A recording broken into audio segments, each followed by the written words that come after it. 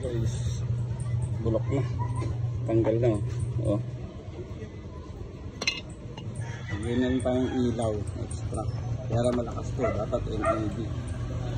Ilaw na rin siya, hindi tayo extra light. Tapos yan, ayusin na rin natin to. May mga bakal tayo, may mga extra. May welding machine. Welding machine. Tingnan natin. Bulok na.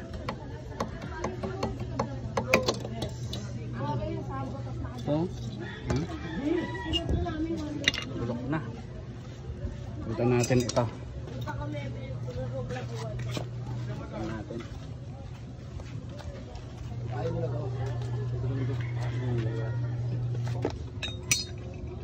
Ating yung bagong bakal na yan, oh. Yan, oh. Hindi siya magdiwalay.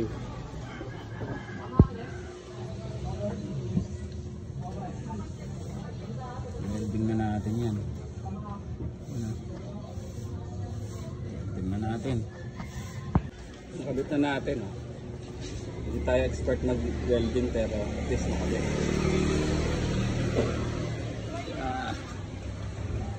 Yan, oh.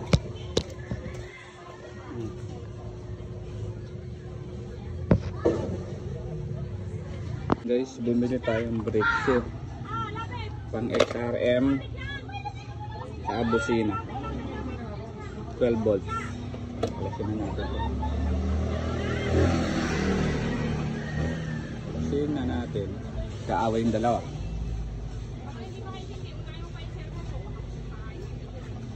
Ang brake shoe,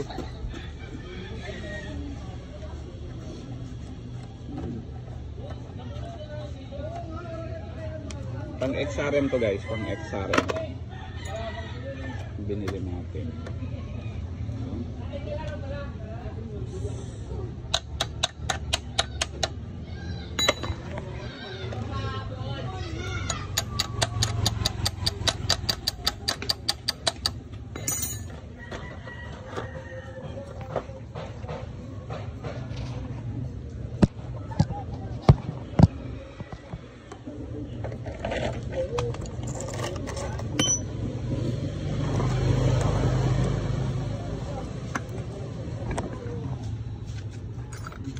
Natin kakasya.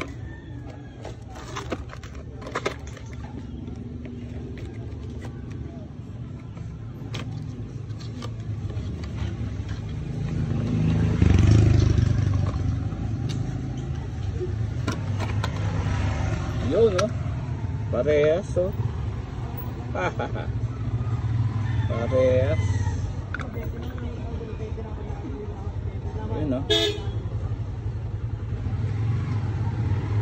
Parehas na parehas, oh. Kaya lang parang mas makapal yung ito. Hindi na nakapit. Ay hindi, kasi nakapatong pa siya dito, kaya mas malaki ito. Ang kabit na natin. Backdash, ganito lang. Kabit, ganun lang.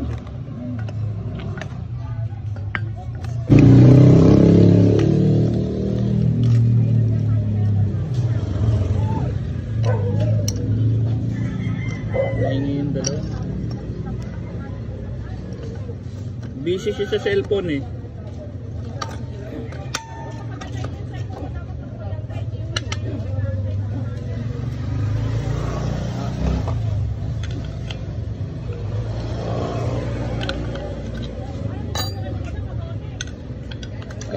Hindi pa luto. Pagkago na pinakuluan yan.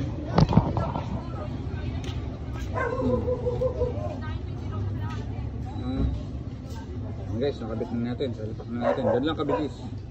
Balik na natin sa dati.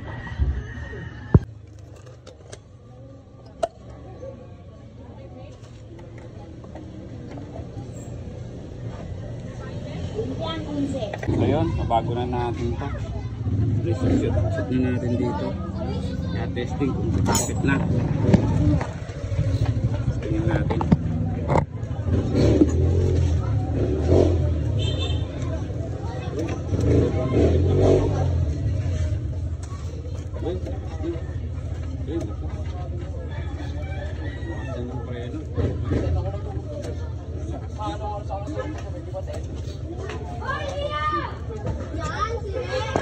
Tuwasan natin, sobrang skip ng preno, sobrang lakas.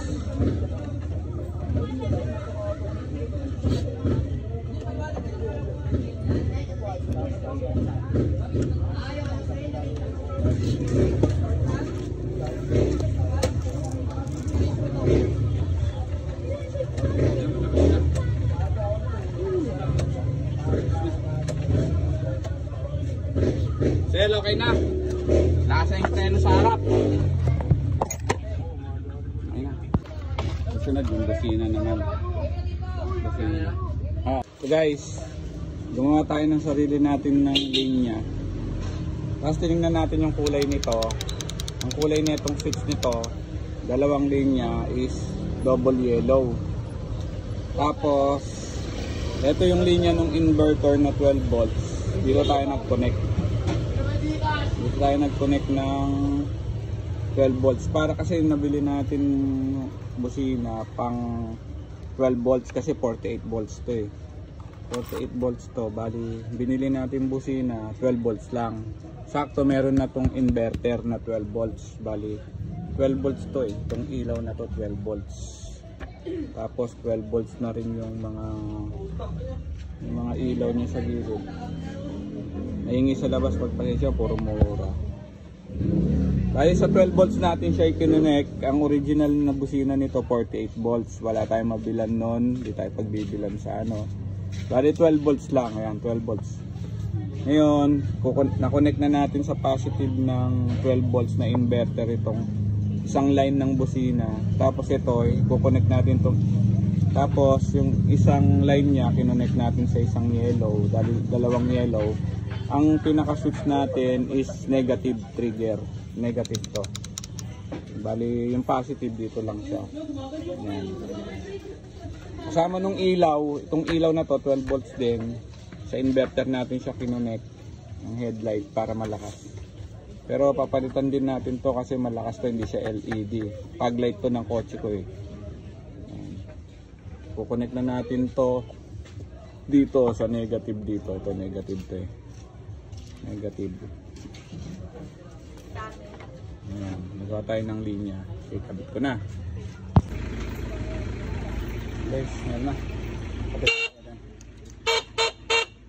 Itong ilaw.